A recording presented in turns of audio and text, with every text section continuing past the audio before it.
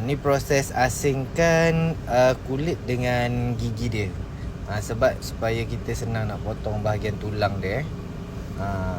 Arwana dia ada masalah ni lah, drop eye sebelah kanan tu dengan PLJ. Gigi dia dah terlebih ke depan. Mulut atas dia pendek, mulut bawah dia terlebih panjang. Jadi kita operation mata dia, mulut dia.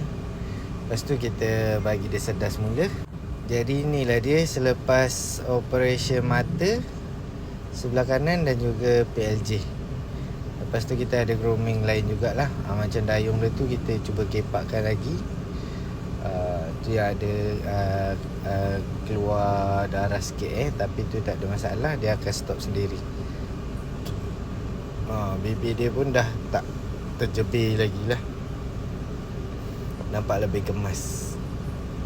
Warna dia menarik agak terang. Arwana dia kecil lagi tapi color padu.